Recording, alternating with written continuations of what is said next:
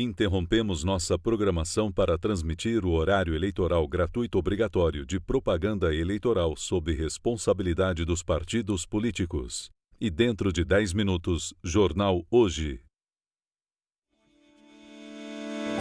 Começa agora. Cidade que minha família ajudou a fundar e atuo como prefeito. Agradeço por me deixarem. 63 anos. Entrar na sua casa. Mudanças iniciais. Eu posso comprar meu voto? Quão importante é meu voto?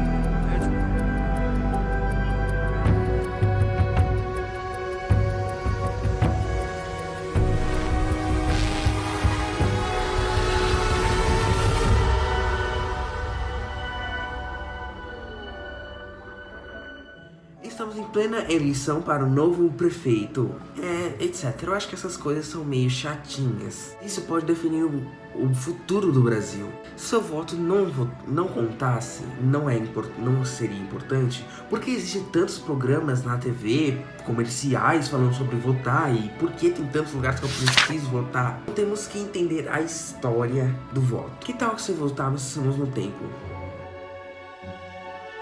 Em 1530, quando o Brasil passou a ser uma colônia de Portugal.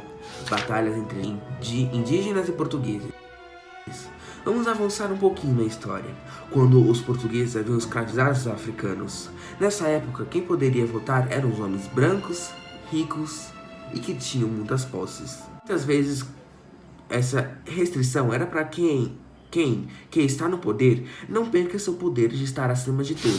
A primeira eleição no Brasil, em 1891, foi a primeira eleição do país. É a primeira eleição indireta. Quem venceu foi o Deodoro da Fonseca.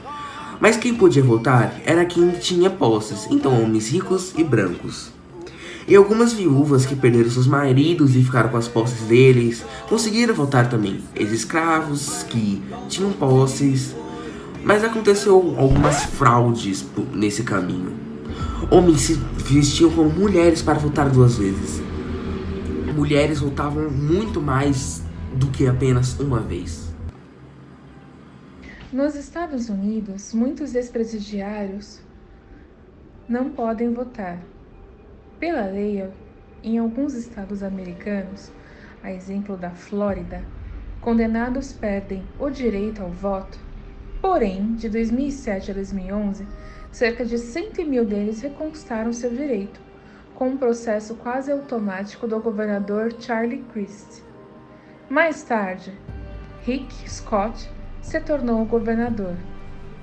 Os condenados tinham que fazer a petição, cara a cara com o governador, e ele negava inúmeros pedidos sem nenhuma explicação.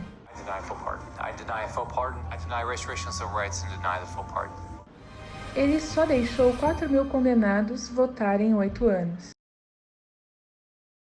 Depois de muitos processos que nós conseguimos mudar essa realidade, que estamos quase conseguindo mudar a nossa realidade, que pessoas têm direito de votar, foi em uma ordem muito específica que as pessoas conseguiram votar. Primeiro foram os brancos, depois foram os homens negros, depois foram as mulheres e depois os indígenas. Um voto pode mudar o país, pode mudar como o mundo é, como nós enxergamos o mundo.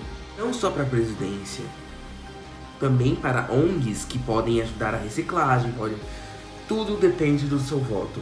E para isso que estamos aqui numa plena eleição para entender o quão importante é o voto, o quão é importante saber o quão seu voto é importante para...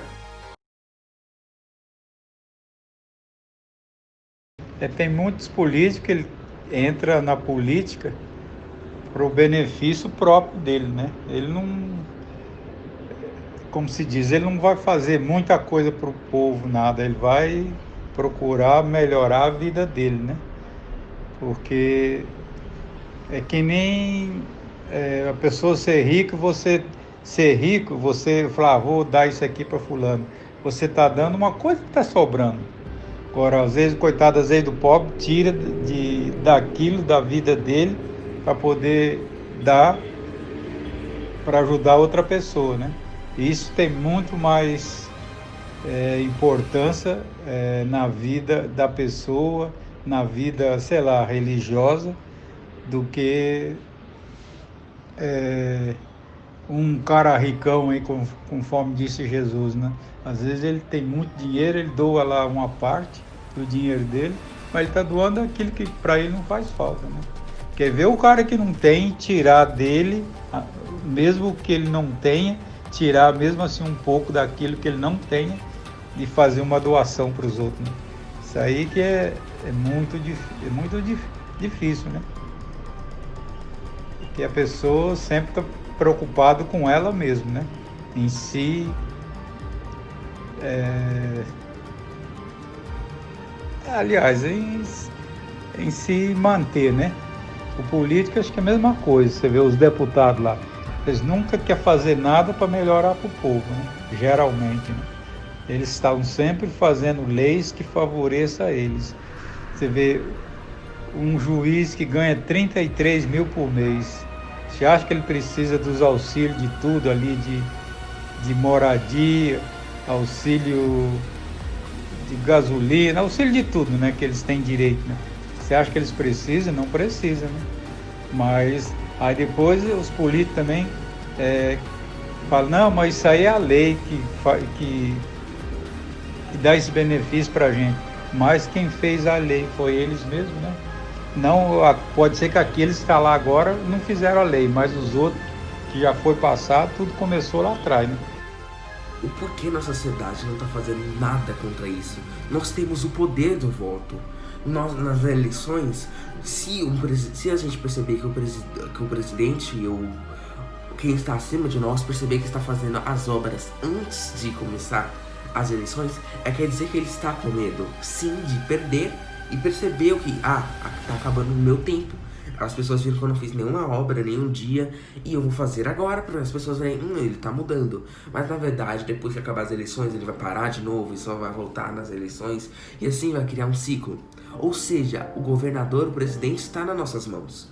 É só sabermos utilizar a nossa consciência para pensar no passado, como tudo aconteceu no passado, e pensar no futuro, como o que a gente quer para o nosso futuro, para o Brasil.